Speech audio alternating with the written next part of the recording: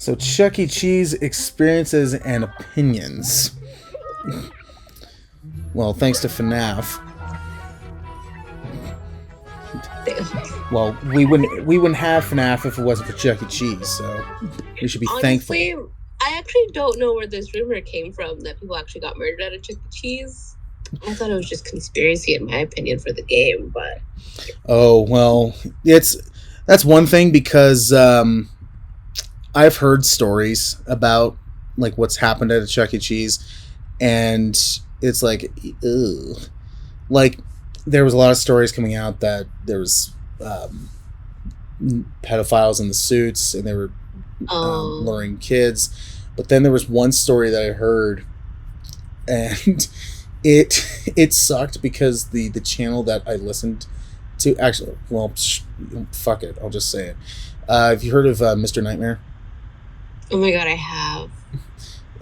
He did a video where it was like top scary Chuck E. Cheese horror stories, and one of them just sucked.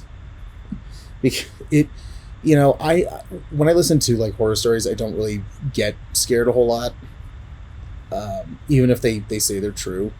But every once in a while, there's one in there where I'm like, oh my god, like I have the shivers and goosebumps after that. You know what? I agree. There are just some that just kind of sound stupid, or they're just not scary. They're kind of just, how do I put it? They're kind of just predictable, in my opinion. Mm-hmm. I mean, you can't. I mean, how are you going to hire someone to wear this Chuck E. Cheese suit around kids and not expect them to be a hidden pedophile? Just because they're not registered doesn't mean they're not a pedophile. Yeah, but yeah, this one story was it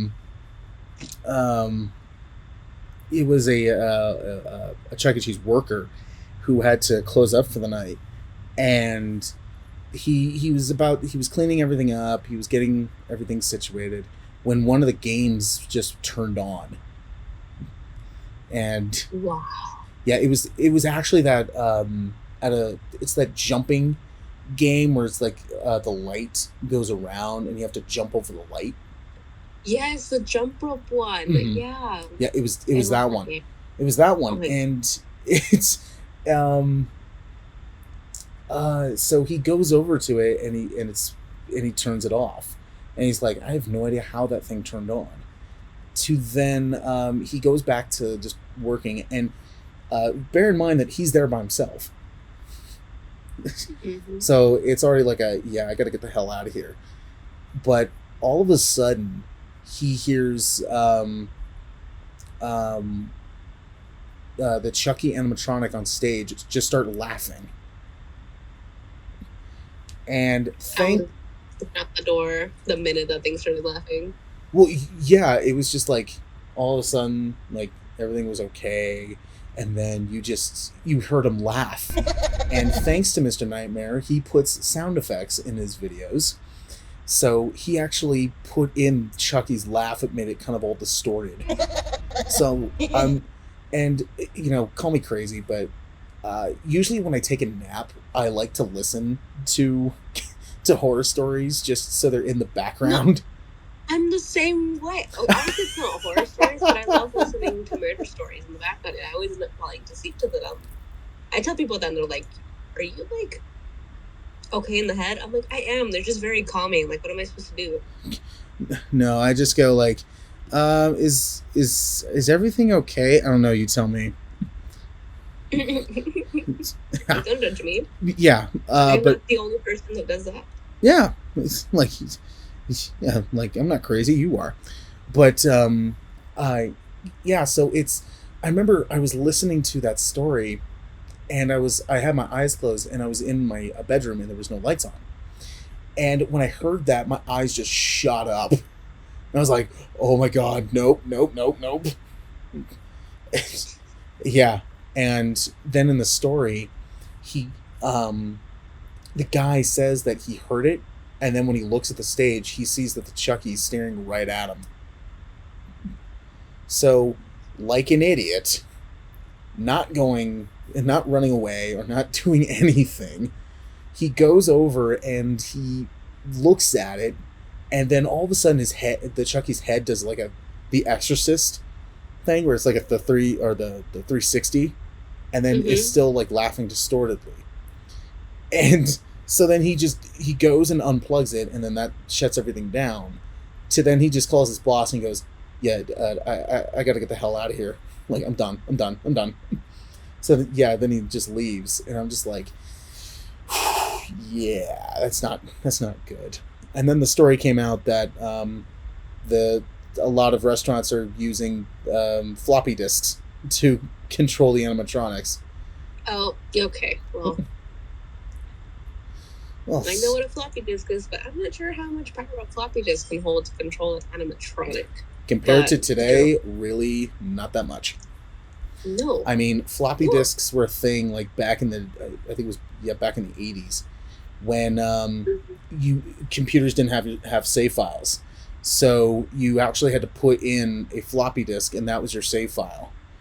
And there was only so much, so when it was full, you took it out and you had to put in another one. And that's how a lot of things got done in the 80s. So it's one of those things where it's like, yeah, thank God we have like hard drives and USB drives. It's like, yep. But yeah, with Chuck E. Cheese, my experiences with the place, I think I remember celebrating my birthday there once, and then after that it was just like, no, I'm fine. I'll hit the kids casino, and I'm all good. Because I agree. Yeah. I mean, I've had a couple birthday parties at Chuck E. Cheese too, but I was always afraid of the mascot. Like, there are a couple pictures of me where Chucky's trying to like hug me, and I'm just crying my eyes out.